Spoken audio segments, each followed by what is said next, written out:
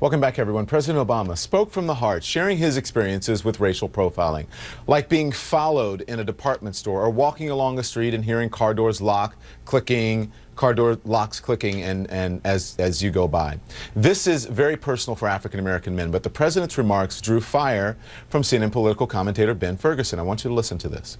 The president was incredibly specific today, speaking on behalf of the African American community and giving specific examples of saying that white women, when a black man gets in an elevator, they cringe, hold their breath, and grab their purse. Well, guess what? I park in a parking garage, and every time I'm walking to my car and we're in the staircase and there's a woman by herself, she probably is nervous, and I make sure I stay far behind her. That's not racial profiling. That might be a woman concerned because she's by herself. And I would say to any woman that's gotten in an elevator or walked in a staircase to their car in a parking garage that they are just as frightened by any man by themselves out of concern for their safety. That does not have to solely be in a racial context.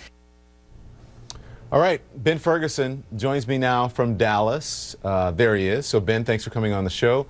I know we're not going to agree on this, right? And we've known each other for a long time. We might somewhere. You never know. Yeah.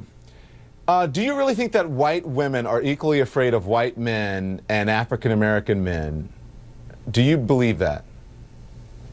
I think that women in a certain situation, like an elevator by themselves with any man, or a stairwell by themselves with any man, or if they're at a streetlight late at night by themselves and no one else in the car, are going to lock their door, they're going to clutch their purse, and they're going to do it because they're in a situation where they're vulnerable to any person. And it can't only be race, because I have seen women, when I go to my parking garage every day, they are nervous when they're by themselves, regardless of the age of the man that's around them, because they're in a vulnerable situation. That's not only during issues of race.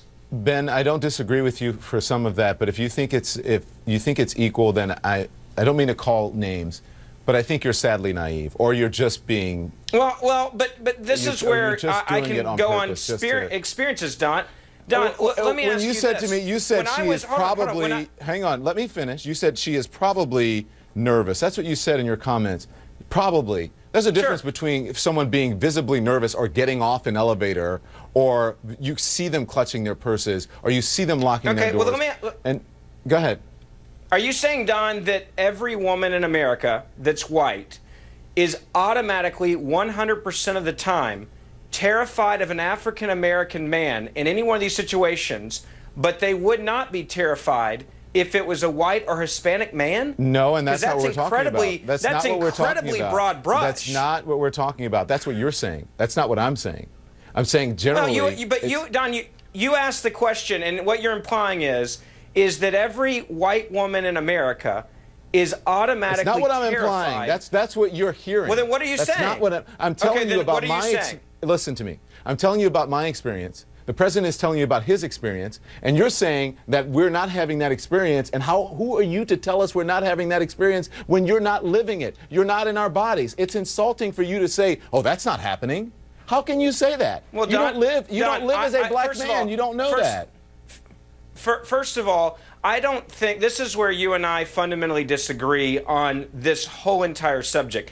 You say that African American men are feeling profiled by white women when they get into an elevator. And what I'm saying is this. I'm not saying they're feeling profiled about getting into an elevator. That is just, we're sharing experiences with you. That's not the only way people are profiled.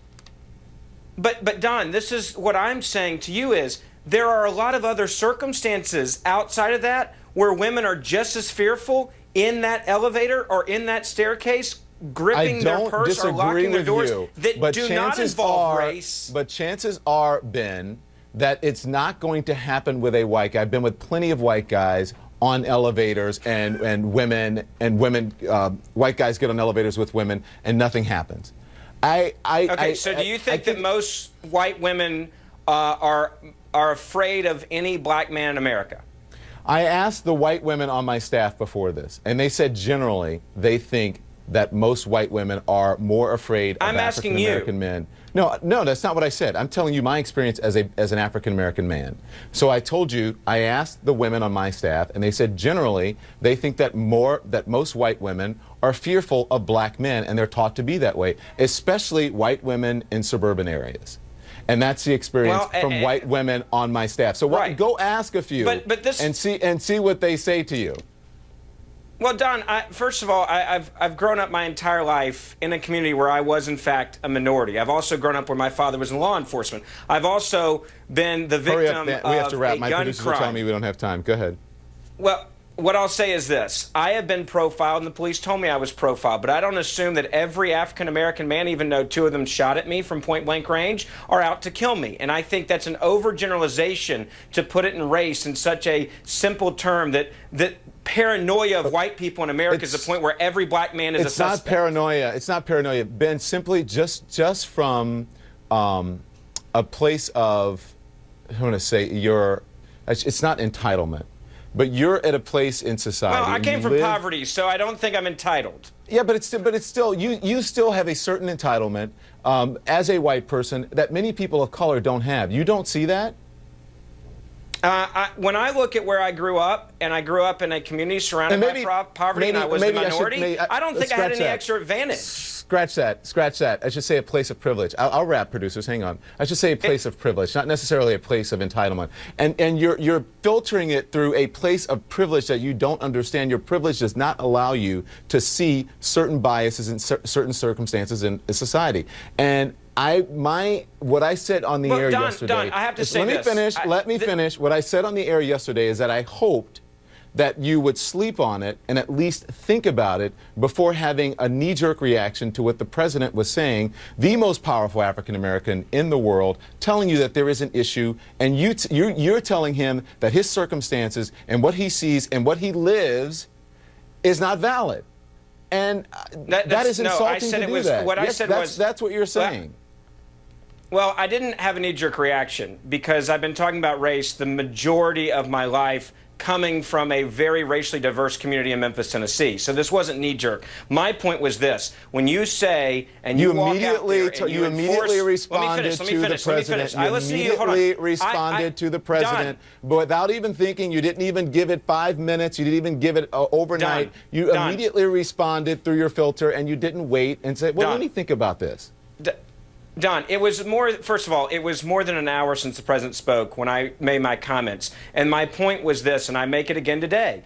When you come out as the President of the United States of America and you paint a picture that every white woman in America is overly racist towards black men. That's not what the president said. You're putting words in the president's mouth. The president did not say that. He didn't say that. You can go back to the president's transcript. He said that they clutched their purse. He said he's had experiences where people do that. He did not say that every white woman did that. Now, that is taking a leap, Ben. I got to run. He implied it. I got to run from. He didn't imply it. He would have said, if he wanted to say that, he would have said all white women. He said he has experience where people do that. Some people do that, not all people.